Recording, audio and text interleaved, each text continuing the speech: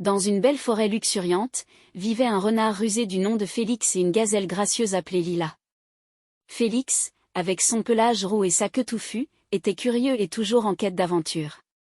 Lila, élégante et agile, aimait sauter gracieusement à travers les clairières de la forêt.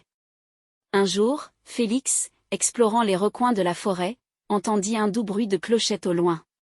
Intrigué, il suivit ce son mélodieux jusqu'à découvrir Lila, qui sautillait joyeusement en se déplaçant entre les arbres.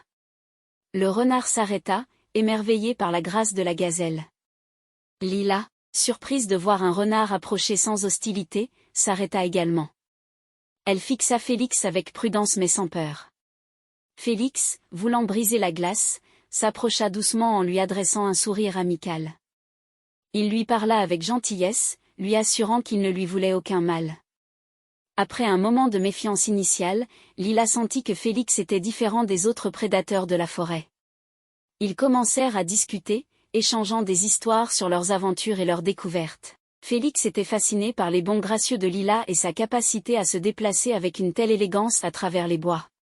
Petit à petit, une amitié improbable naquit entre le renard et la gazelle.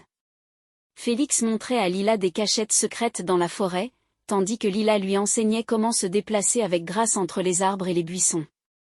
Ils partageaient des moments joyeux à courir ensemble, à sauter par-dessus les racines noueuses et à se cacher dans les buissons touffus. Le duo improbable devint rapidement la conversation de la forêt. Les autres animaux étaient étonnés de voir un renard et une gazelle devenir amis. Certains étaient sceptiques au début, mais bientôt, ils comprirent que malgré leurs différences, l'amitié entre Félix et Lila était authentique et belle.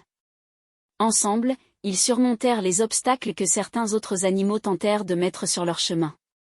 Ils montrèrent à tous que l'amitié n'avait pas de frontières et que même les prédateurs et leurs proies naturelles pouvaient être les meilleurs amis. Félix et Lila continuaient à explorer la forêt ensemble, partageant des moments de joie et de découverte. Leur amitié était un exemple lumineux pour tous les habitants de la forêt, rappelant à chacun que ce qui compte vraiment, c'est ce qu'il y a dans nos cœurs, et non nos différences apparentes.